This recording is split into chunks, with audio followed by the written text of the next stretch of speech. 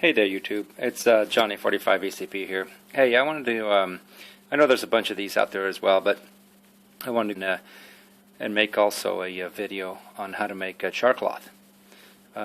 Pretty simple. I just tried it out, and it works really, really well, surprisingly enough.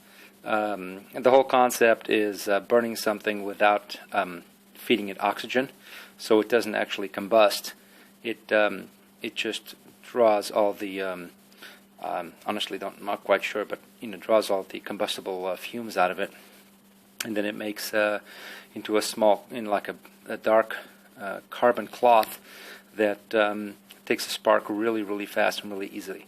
So anyway, I kind of got excited and got ahead of myself, and not really set up for doing videos at the moment, just because I just started and I'm using my tablet, so it's kind of hard to prop it up. I'm holding it with my hand. So anyway, you can see the concept. I've got my scissors, and I went ahead and took a t-shirt, and most t-shirts are 100, even the cheapest ones are 100% cotton, and that's what you want to use. I have not tried, like any shirts with polyester or anything like that, so I'm not quite sure. I'm guessing you get some weird fumes or whatever, but as you can see, that's the seam or the edge of the t-shirt, of the sleeve, and it does. Oh, there's a moth, and it doesn't really. It's not like a huge rocket science thing. You just take your cloth, you cut it into about 2 by 2 or 1 by 1. When I first started looking into this, into some of the YouTube videos, the folks that had them are saying, "Oh, it's going to shrink, and it's going to shrink a lot." I've cut as small as 1 by 1, and it does end up very close to a 1 by 1. So what you want to do is just take these guys and you just throw them in there. The first one I just put them in there loosely. The second one I went ahead and compacted, and it doesn't really seem to make too much of a difference. The big secret is getting yourself a tin that is fairly, more or less airtight. And the only reason for that is the fumes that this generates, again, because you're not feeding it oxygen. When the fumes come out and you get positive pressure inside the box, and if you're in a hot fire, it will catch.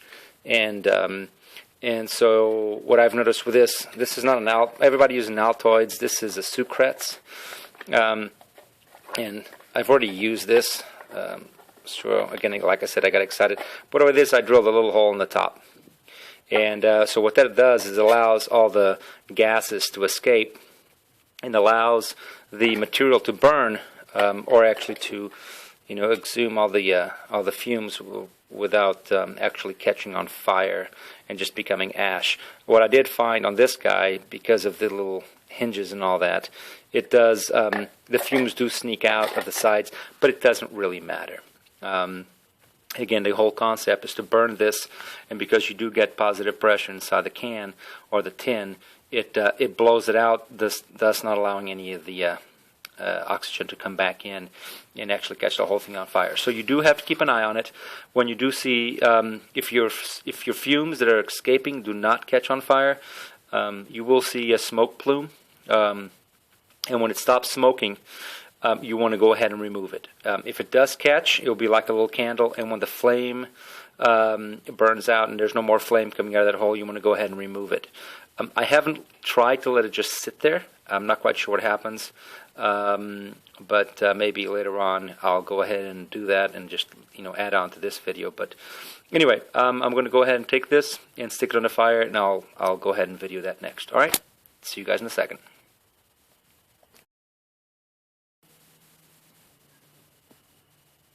Okay, and we're back.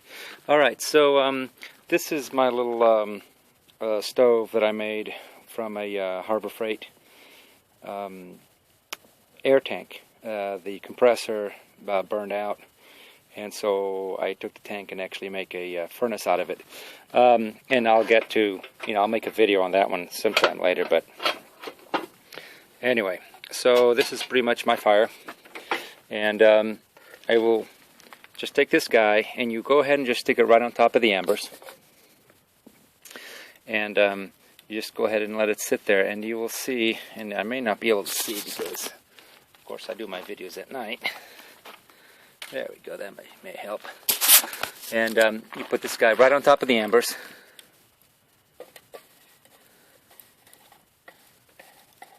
And what you will see is pretty soon you'll start seeing a little bit of smoke. There you go, it's starting right now, coming out of that little hole. Again, like I said, depending on you know, if you have a live flame or not, those fumes will catch. There he goes. Now it's getting really smoky. So those fumes will catch, and you'll get like basically a little candle going on there. And so whether you get a flame or you don't get a flame, no worries. It see how it's, I told you guys before how it's coming out of the edge of the can. It's not a big deal. Again, you got positive pressure, it's all going to come out.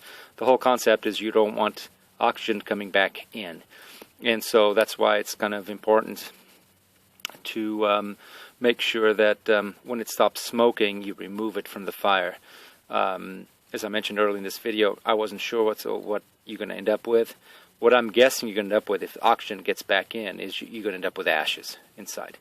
So you see, you've got a flame there. So the edge of the can where you do have some fumes coming out, caught. Yeah, there you go.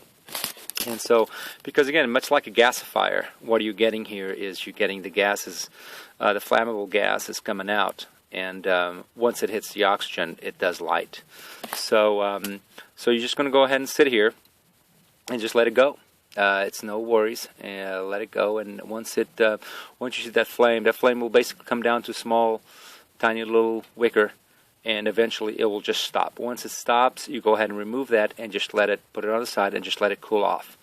And once it does that, I'll go ahead and show you guys, you know, the next step. And what it looks like, and then also show you I got a Harbor Freight flint and steel kit, and I'll show you how to use that. So I'll see you guys in a second. Okay, YouTube. Alright, so we're back, and so now that this has cooled down, and you know, so again, as I told you guys, the flame burned out coming out of this little hole, as well as the little seams coming out the side there. But anyway, so when you open it up, before it was a nice piece of white t-shirt, and look what we got. We got a little box of black cloth, basically. So I'm going to go ahead and set this guy aside. Now, as you can see, the seams, all the threads seem to have burned off, but the cloth itself. Now, this is pseudo-fragile. As you can see, you can rip it apart, so you do have to be a little bit gentle with it. But anyway, so right here what I've got is I've got my Harbor Freight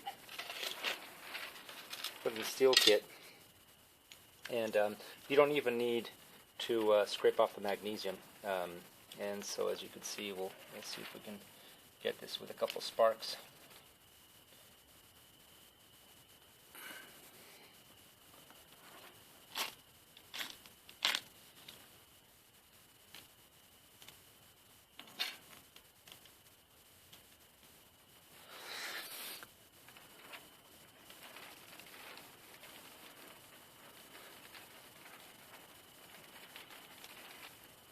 So as you can see, it lights up. I'm going to go ahead and turn off some of these lights so you can maybe see it glow. There we go.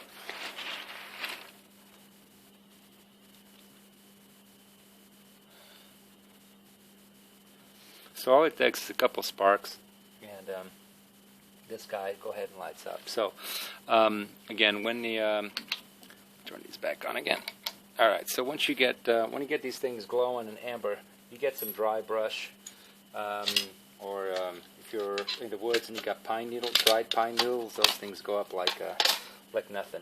So anyway, so you can go ahead and so again, be aware that this stuff is highly flammable. Any spark or any heat source will set these little guys aglow. So what I do every time I use this, I keep the same tin and I store it in the same tin that I make it in. So I do wipe it off to get all this junk off of it, and I keep these guys You know, this one's sealed. There's no holes in it, so and I make sure that I keep, you know, the flint away from the metal or the steel, a little scraper, and then going to put those two guys together and store it away in your backpack or whatnot. And you know, the next time you start a fire, you know, I always carry rags, and the rags that I carry are old T-shirts, which are 100% cotton. So you know, once you get down to, I don't know, I personally like to keep a few. So you get down to 5, and you build yourself a campfire and burn yourself some more, and just keep it stored in there, and then you know, you're good to go. All right, guys. So this is Johnny45acp, just giving you another sort of just useful thing to do. Another project I'm working on right now is making my own lye from ashes, and so I can make some soap. So when I get that lye going, I'll give you a little video on how to get that done, and then how to make some soap. All right, guys. I'll talk to you soon.